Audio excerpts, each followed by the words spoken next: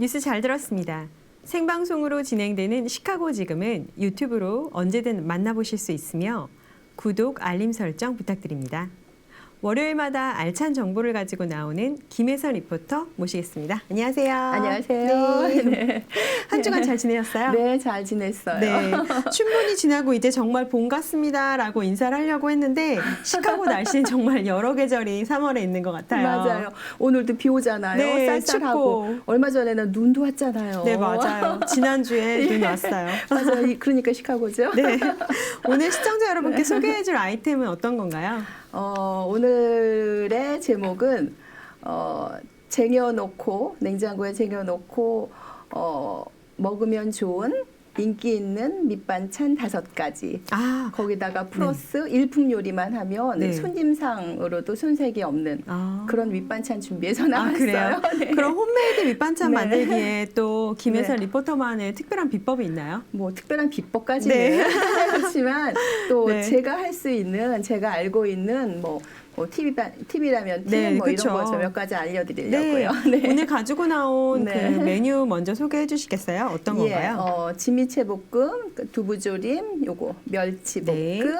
계란장, 네. 우엉조림 이렇게 5가지 가지고 나왔어요. 그러면 재료 손질이나 요리 방법 같은 거 좀 부탁드릴게요. 네, 그렇게 알려드리려고 네. 근데 그렇습니다. 처음에 좀 궁금한 게 우엉 같은 거는 네. 제가 마트에서는 많이 봐도 네. 이걸 이 길다란 걸 갖고 와서 어떻게 해야 되나 해서 맨날 들었다 놨다 했거든요. 맞아요. 어떻게 이게 하면 길이가 되죠? 길어가지고 사실 플라스틱 백에 넣는 것부터도 맞아요. 네. 네. 근데 보통들 이렇게 껍질에 영양이 많다고 하잖아요. 네, 네. 그래서 저는 이 우엉을 네, 사서 껍질로 썰지 않고 수세미를 이용해서 깨끗하게 껍데기를요? 닦아요. 껍질 여기 이제 흙이 묻어 있으니까 네, 깨끗하게 네, 네. 닦고 그다음에 또 저는 이렇게 어슷썰기 하지 않고 채를 썰어요. 채를 썰어요. 채를 써는 이유는 제가 김밥을 아주 좋아하거든요. 네. 근데 이제 김밥 재료 중에서 가장 손이 많은 게 우엉이에요. 네. 그래가지고 이거를 이제 채를 썩어서 좀 많이 한꺼번에 만들 때 많이 해가지고 컨테이너에 담아가지고 냉동실에 보관을 해요. 네. 그럼 이제 김밥 썰을 때 일단 우엉이 준비가 돼 있으면 마음이 훨씬 편하거든요. 아, 그렇군요. 네. 그 우엉조림은 조리법 간단해 어떻게 하고 팁이 네. 있다면 어떤 네. 방법이 있을까요? 우엉은 이제 우선은 깨끗이 씻어서 채를 썰은 다음에 냄비에다 넣고 약간 물을 자박자박하게 넣어서 우선 한번 삶아야 돼요.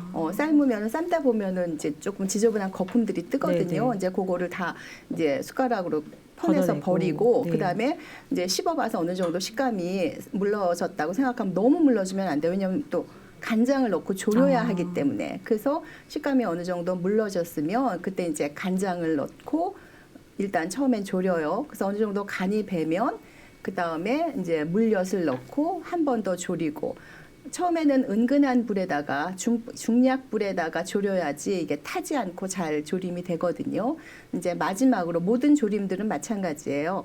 우엉도 마찬가지고 이제 콩자반도 마찬가지고 처음에는 은근한 중약 불에서 시작을 해서 맨 마지막에는 물엿이나 설탕을 넣고 센 불에서 졸여야 돼요. 그러면 반짝반짝해져요. 아, 그래요? 예, 반짝반짝해서 네. 이제 보기에도 훨씬 더 먹음직스럽죠. 네. 네. 멸치볶음 같은 경우에는 좀 네. 눅눅하게 하지 않고 좀 네. 바삭바삭하게 하는 네. 방법이 있나요?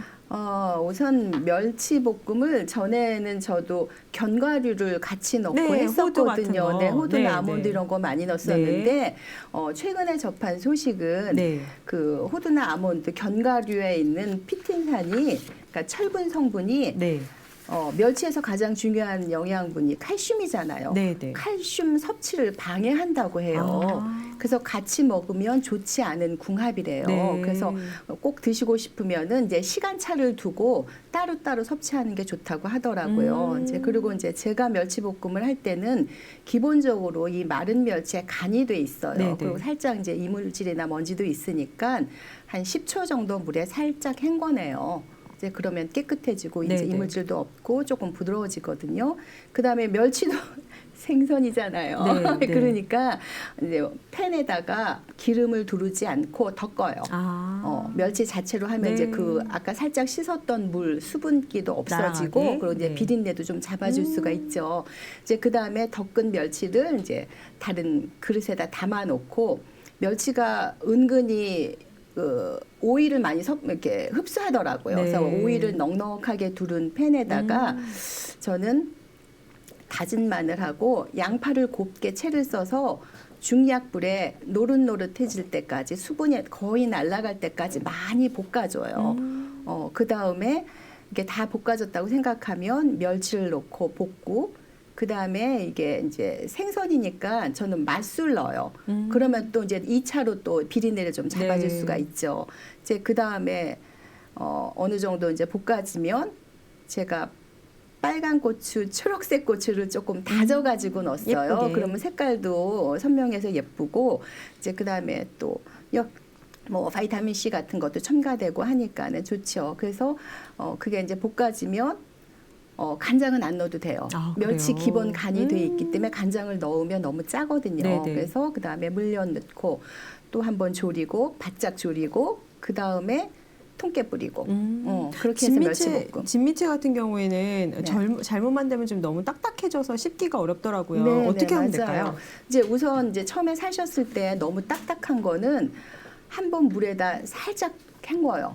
살짝 헹궈가지고 이제 볶으면 되는데 저는 기본적으로 이렇게 팬에다가 물하고 갖은 양념, 고추장, 물엿, 마늘 넣어서 끓여요. 아. 팔팔팔팔 끓인 네, 다음에 네. 이제 불을 끄고 그 상태에서 이제 볶으면은 이게 잘못하면 타거든요. 네, 이제 일단 그쵸. 불을 끄고 그 다음에 다 묻혀요. 양념이 골고루 진미채 베개 이제 묻힌 다음에 그 다음에 불을 켜서 세게 한번 다시 볶아요. 그리고 다 볶아지면 참기름 넣어요. 참기름 넣어서 한번 볶고 그 다음에 저는 진미채는 까맣게 뿌렸어요. 아, 더 다른 예쁘네요. 것들은 예 그렇죠. 네. 그래서 보통 이렇게 우엉절임에는 그냥 일반 하얀깨를 뿌리고 진미채는 좀 색깔이 튀라고 까맣게 뿌렸어요. 네. 계란장과 두부조림도 특별한 뭐 나만의 방법이 있나요?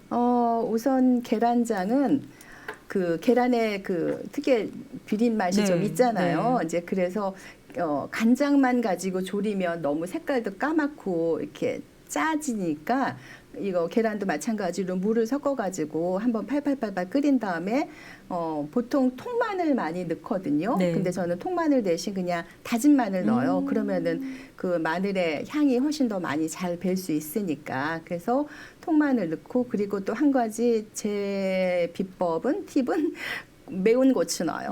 매운 고추를 반 썰어가지고 같이 장 끓일 때 팔팔 끓일 때 네, 같이 맛있을 것 넣으면 같아요. 그 매콤하고. 매콤한 맛이 비린 맛도 잡아주고 훨씬 입맛을 돋궈줘요. 네. 그래서 이게 속에까지 잘 배면 뭐 그러면 이제 살짝 뭐 후춧가루도 좀 뿌리고 그렇게 해서 계란장은 만들면 돼요. 네. 네. 그리고 이제 두부조림. 네. 두부조림은 우선 두부를 부쳐야 되겠죠. 그냥 부치지 않고 두부조림을 해도 되지만 확실히 식감이 달라요. 그럴 것 확실히 같아요. 맛이 달라요. 네네. 그래서 좀 번거롭기는 해요. 두부를 일일이 이제 앞뒤로 부치려면. 그래도 두부를 일단 이제 노릇노릇하게 잘 부치신 구워서? 다음에 네. 이제 양념장을 만들어야 되는데 저는 야채를 양파, 당근, 버섯을 넣어요. 근데 버섯은 뭐 어떤 버섯이든 상관없어요. 상관없어요. 근데 이번에는 제가 팽이버섯이 한 봉 있어서 팽이버섯을 한 1cm 간격으로 찌그맣게 썰어가지고 같이 섞었어요. 그래서 양념장에 이렇게 야채 3가지, 이제 기본 파, 마늘, 뭐 설탕 조금 넣고 그리고 여기도 이제 까맣게 뿌렸어요. 네. 그래서 양념장을 빡빡하게 만들면 처음에는 빡빡한데 조금 있으면 야채에서 물이 그쵸. 나와서 이제 그 두부를 부쳐가지고 이제 내가 조릴 냄비에다가 켜켜 담고 양념장 한 숟갈씩 넣어가지고 이제 냄비에다 팔팔팔팔 끓여서 그 나온 물이 쫙 쫄아질 때까지 이렇게 계속? 숟가락으로 한 번씩 아. 이렇게 뒤적뒤적하면서 그렇게 해서 이제 바짝 졸이면 돼요. 그러면 양념장에 이렇게 그 팽이버섯이 들어가면 식감도 좋을 것 같아요. 네, 씹는 맛도 그리고 있고. 이제 아이들이 버섯 좀 안 좋아하잖아요. 네네. 예, 그래서 그렇게 잘게 다져서 버섯 같은 것도 여기에 넣으면 이제 버섯인지 잘 모르고 이렇게 아이들이 맛있게 먹을 수 있고 그래서 버섯 제가 좋아해서 넣고 그리고 제가 음식을 만들 때는 다양한 식재료를 사용하자. 쓰려고 네, 네. 그렇게 노력을 해요. 네. 그래서 보통 뭐 학자들이 말하기에 한 30가지 정도의 식재료를 하루에 섭취하면 굳이 뭐 다른 이런 걸안 영양소 먹어도. 저런 영양소 이렇게 따지지 않아도 그날 필요한 충분한 영양소를 골고루 섭취할 수 있다고 그래요. 네. 그래서 다양한 식재료를 많이 넣는 게 제 비법입니다. 그렇군요. 오늘은 반찬 가게 온 느낌이에요. 아, 그래요? 네, 이렇게 시간 내서 가족들을 위해서 네. 밑반찬 만들어두면 아주 마음이 든든할 것 같습니다. 맞아요. 손님이 네. 언제든지 오셔도 여기다가 김치, 뭐 찌개, 전골 이런 거 하나만 있어도 뭐 손님상으로 충분하지 않을까요? 오늘 또 네. 좋은 정보 감사합니다. 네. 네, 감사합니다. 네, 고맙습니다.